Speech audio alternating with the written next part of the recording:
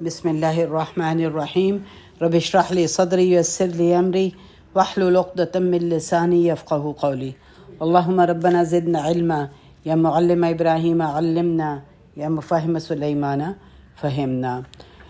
سیرہ کے کل کے لیسن میں ہم نے یہ دیکھا تھا کہ کس طرح سے پہلا جمعہ جو ہے وہ مدینہ یثرب میں ہوا، اور ہم نے یہ دیکھا کہ آہستہ آہستہ اسلام کا جو نمبر تھا وہ بڑھنا شروع ہو گیا، اور خاص طور پر دو لوگوں کے اسلام لانے کے بعد بڑے پیمانے پر لوگ اسلام لائے۔ اب یہ کون تھے ایمان لانے والے؟ یہ لیڈرز تھے خزرج کے۔ جیسے میں نے آپ کو بتایا کہ اوس اور خزرج جو تھی، یہ دو قبیلے تھے جو مدینہ میں رہ رہے تھے، اور خزرج کے یہ دو لیڈرز تھے۔ اب ایسا ہے کہ یہ عربی کے نام ہیں، اور ظاہر ہے کہ ان کے نام جو ہیں وہ ہمارے لیے ذرا ایلین ہیں، لیکن ان کو اپنی یادداشت میں لکھ لیں تاکہ آپ کنفیوز نہ ہوں۔ بہرحال ان میں دو جو لیڈرز تھے وہ تھے اسید ابن حدیر اور سعد ابن معاذ۔ یہ دو قبیلے کے سردار تھے۔ اب ہوا یہ کہ یہ اسلام کیسے لائے؟ اسید جو تھے یہ جب قرآن پڑھتے تھے تو یہ فرشتوں کو اترتا ہوا دیکھتے تھے، اور یہ یعنی ایک روشنی دیکھتے تھے اور جانور ڈر جاتے تھے۔ تو آپ صلی اللہ علیہ وسلم نے کہا تھا کہ یہ فرشتے ہیں جو آسمان سے اترتے ہیں تمہاری اس کو سننے کے لیے، قرأت کو۔ دیکھیں کیا درجات تھے جو کہ یہ اسلام لانے کے بعد ان کو نصیب ہوئے۔ اور پھر سعد بن معاذ جو تھے، ان کی ڈیتھ پر اللہ کا عرش جو تھا وہ ہل گیا تھا، اور اس رائے میں یہ ہے کہ دو رائے ہیں کہ خوشی سے ہلا تھا کہ ان کی روح آ رہی تھی، اور دوسرا یہ کہ اس ناراضگی سے ہلا تھا، غصے پر کہ ان کو کسی نے مارا ہے۔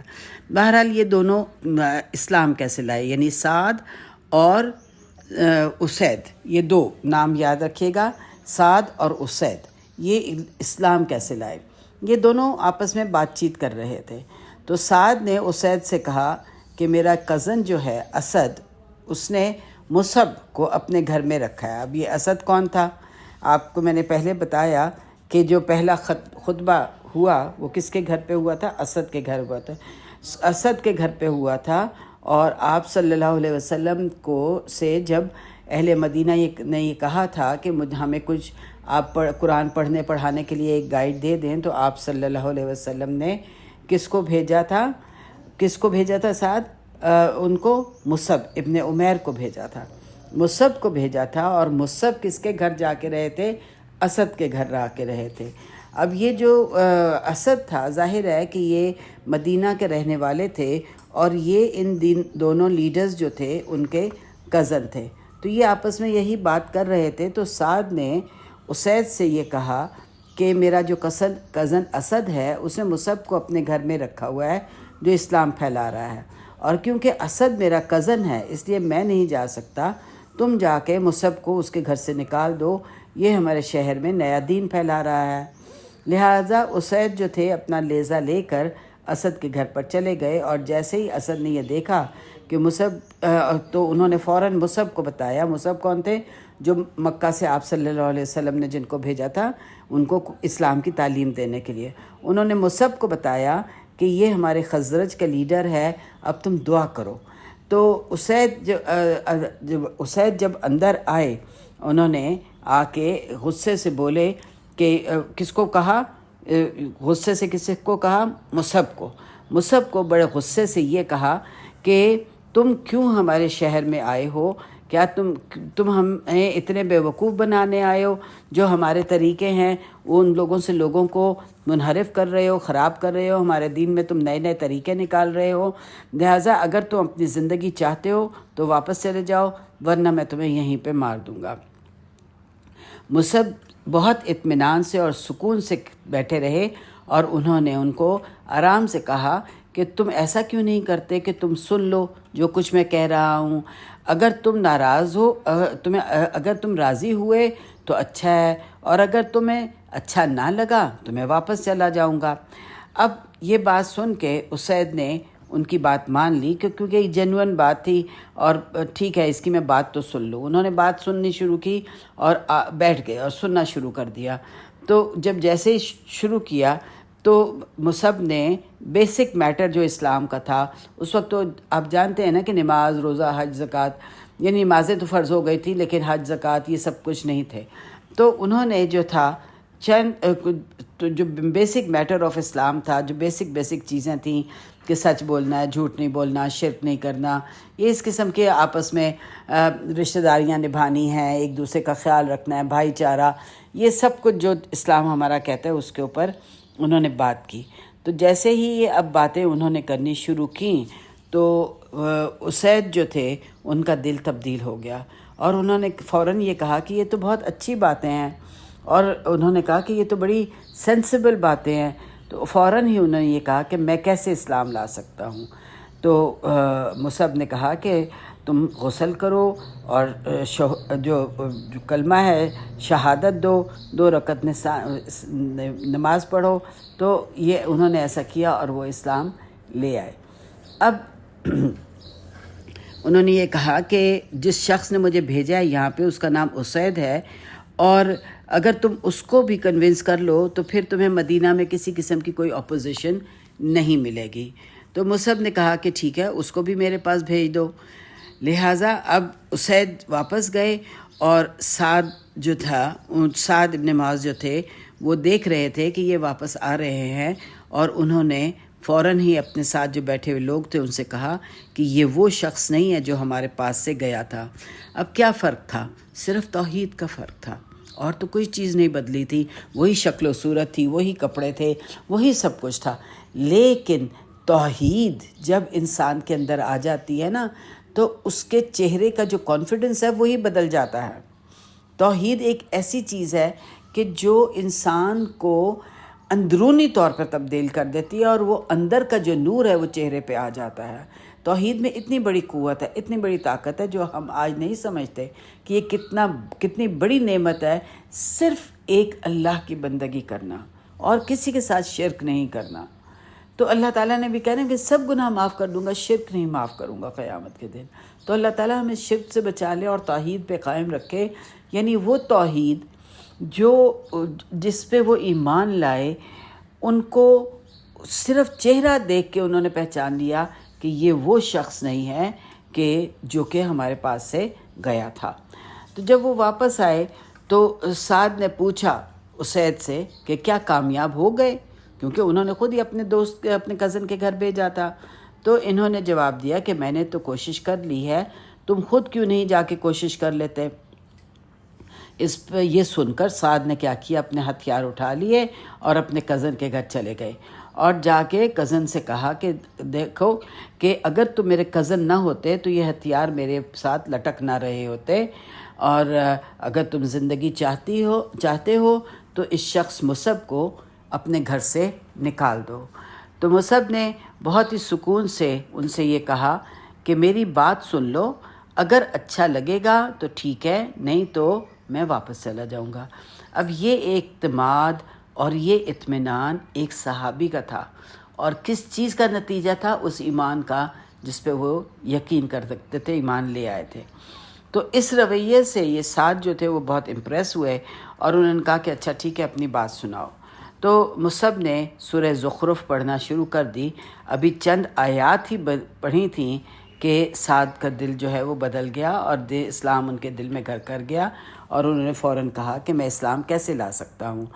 تو اس پہ انہوں نے ان کو بھی کہا کہ غسل کرو اور شہادہ کہو.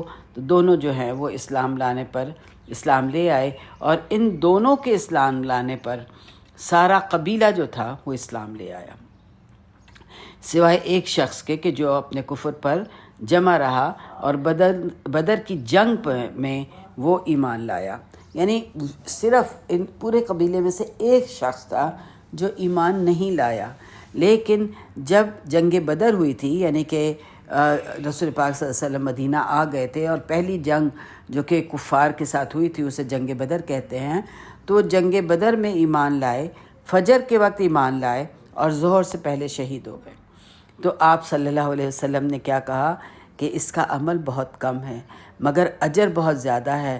اس نے نہ ایک نماز پڑھی، نہ ہی کوئی اور کسی چیز پہ عمل کیا دین کے، لیکن آج جنت میں ہے. کیا درجہ ملا ان کو اسلام لانے کا۔ تو اب ہوا یہی کہ جس طرح سے جیسے جیسے مصعب جن کو کہ آپ صلی اللہ علیہ وسلم نے بھیجا تھا اسلام کی تعلیم دینے کے لیے، ان کی کوششوں سے مسلمانوں کا جو نمبر تھا وہ بڑھنا شروع ہو گیا۔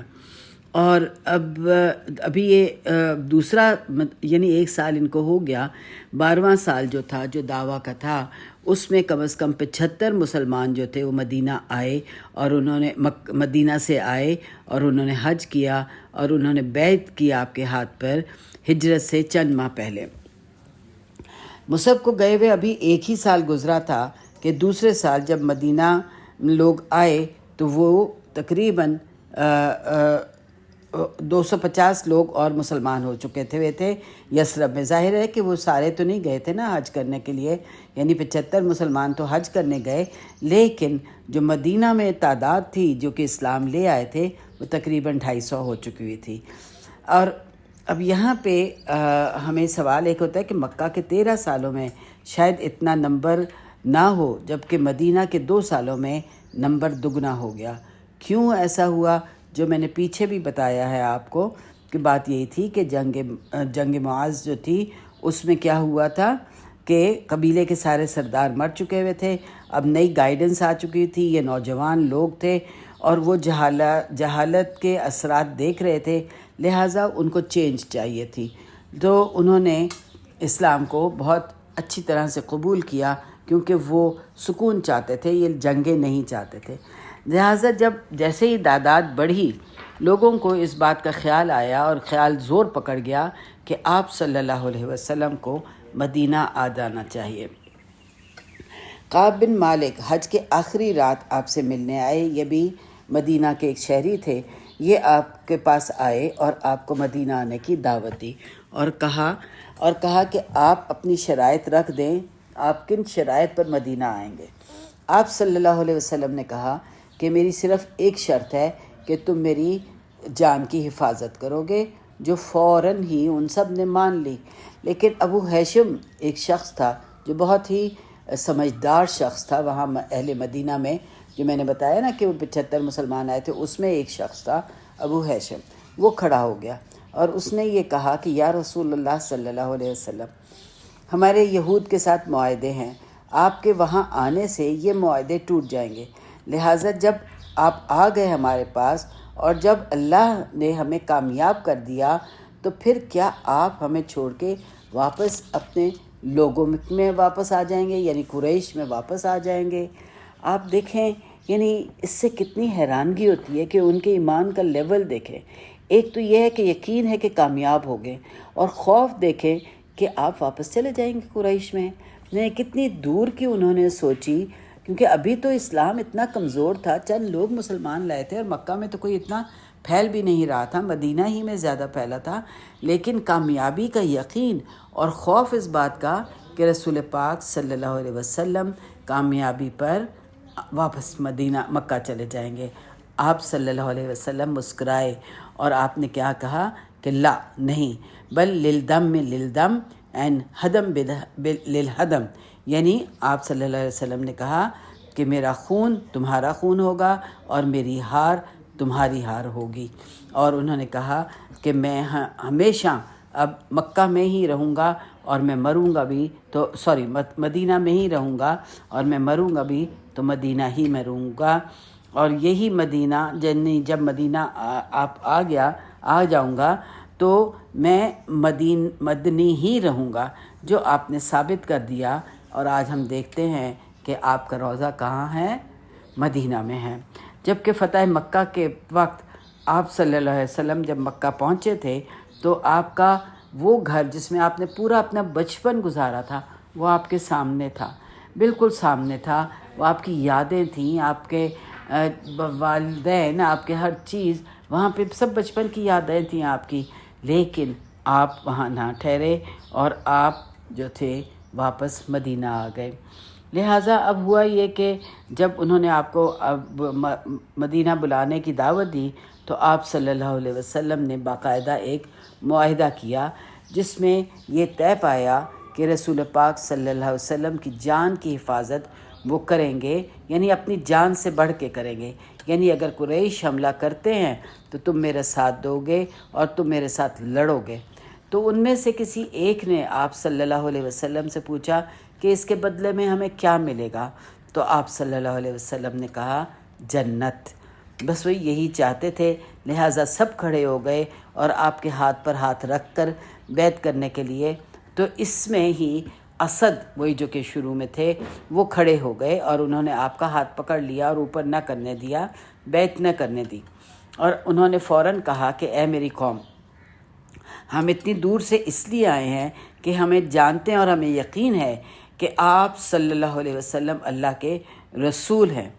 ایک دفعہ جب ان کے لوگ ان کو نکال دیں گے، یعنی کہ اس کا مطلب یہ ہے، وہ یہ کہہ رہے تھے کہ جب یہ مکہ سے نکل جائیں گے تو کیا ہوگا کہ جنگ جو ہے اس کے لیے جنگ انیویٹیبل ہے، تو وہ اس کے لیے یہ بہت اپنی قوم کو بتا رہے تھے کہ دیکھو کوئی چھوٹا فیصلہ نہیں ہے کہ جو تم ان کو مدینہ لے کے جانے کی بات کر رہے ہو، تو یہ ایک جنگ کو دعوت دے رہے ہو۔ کس سے؟ اہل مدینہ اہل مکہ سے جنگ کریں گے، کیونکہ ایک دفعہ یہ مکہ سے نکل گئے تو جنگ لازمی ہے اور یہ بہت بڑا فیصلہ ہے۔ لہٰذا انہوں نے کہا کہ اگر تم اس چیز کے لیے تیار ہو کہ تم ان کی حفاظت کے لیے تلوار تمہاری گردنوں کو کاٹے گی تو یہ عہد کرو، اور یہ بھی جان لو کہ تمہارے بہترین مارے جائیں گے، باپ بیٹے کھو دیں گے اور بیٹے باپوں کو کھو دیں گے، اور ان کو قبول کرنے کا مطلب یہ ہے کہ تم موت کے لیے تیار ہو جاؤ۔ اگر ایسا ہے، اگر تم تیار ہو تو عہد کرو، اگر نہیں تو واپس چلے جاؤ، اللہ تمہیں معاف کر دے گا کیونکہ تم نے عہد نہیں کیا۔ یعنی دوسرے معنوں میں انہوں نے کہا کہ اگر تم نے عہد کر لیا تو یہ اینڈ آف دا سٹوری ہے، لاسٹ چانس ہے، اب اس وقت فیصلہ کر لو۔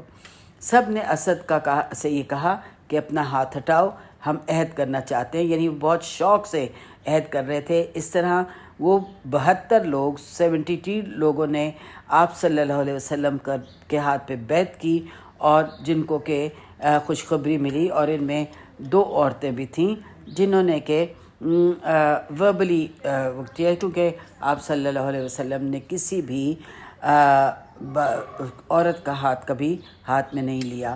تو یہ کیا پہلا جو معاہدہ تھا، ہم دیکھتے ہیں کہ وہ عورت کا معاہدہ کیوں کہلایا، کیونکہ اس میں کوئی پولیٹیکل بات نہیں تھی۔ لیکن یہ دوسرا جو تھا یہ ایک جنگ کا معاہدہ تھا، یعنی آپ کی زندگی عورتوں اور بچوں، اپنی عورتوں اور اپنے بچوں کی طرح سے کریں گے، اور یہ ایک اتحاد تھا جو ڈیفینسو تھا، یعنی وہ حفاظت کریں گے۔ یہ اوفینسو نہیں تھا کہ خود آگے بڑھ کے لڑیں گے، لیکن یہ ایک ڈیفینسو عہد تھا جو مکہ میں ہوا۔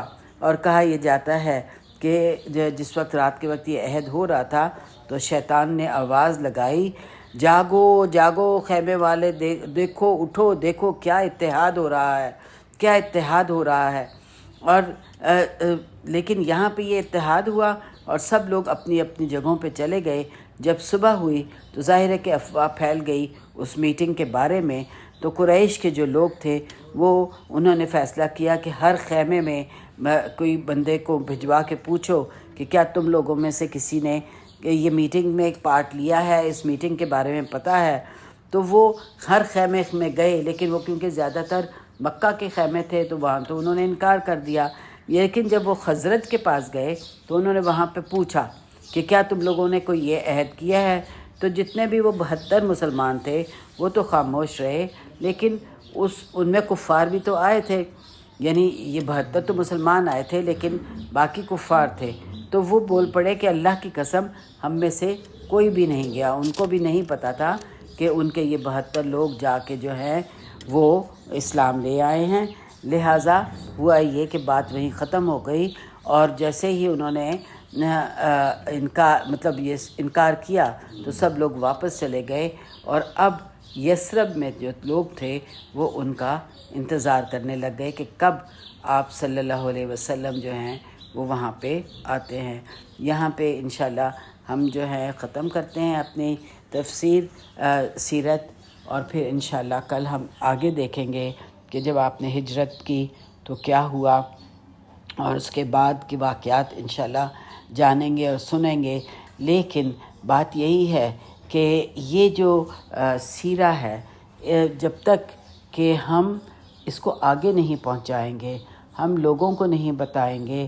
دیکھیں آپ اگر یہ سیرہ کا کوئی بھی جو ویڈیو ہے، آڈیو ہے، اس کو آگے بھیج دیتی ہیں اپنے جاننے والوں میں، تو اگر ایک بندہ بھی جو ہے نا اس کو سن کے ایمان پختہ کر لیتا ہے تو اجر ٹرانسفر ہوتا رہے گا نسل در نسل. اور ہمیں بھی اس پر ایمان لانا ہے، ہمیں اس پر عمل کرنا ہے. اگر آپ دیکھیں کہ وہ لوگ جو اسلام لائے اور فجر کے وقت وہ اسلام لائے، ظہر سے پہلے شہید ہو گئے اور وہ جنت میں ہیں، کیا درجات تھے. سوچیں یہ لوگ جب قیامت کے دن ہمارے سامنے ہوں گے اور ہم ان کو دیکھ رہے ہوں گے تو کس طرح انوی کر رہے ہوں گے کہ ان کے کیا عمل تھے، کیا چیزیں تھیں، کیا ایمان کا لیول تھا. تو ایک ایمان کا لیول ان کا تھا اور ایک ایمان کا لیول ہمارا ہے، جو چھوٹی سی بات پہ ہم کچھ نہ کچھ سیکریفائس کرنے کے لیے تیار ہو جاتے ہیں، اسلام کو ہم پیچھے چھوڑ دیتے ہیں. تو اللہ تعالی ہمیں بھی پختہ ایمان دے اور ہماری نسلوں کو دے، نسل در نسل یہ بھلائیاں جو ہیں وہ چلتی رہیں، اور ہماری نسل بھی جو ہے نا وہ ان میں بھی کوئی مشرک کبھی نہ کرے، کوئی شرک نہ کرے. ہمیشہ دعا مانگیں کہ یا رب میری نسلوں میں کوئی مشرک نہ آئے، کوئی شرک نہ کرے، کوئی بدعات نہ آئیں.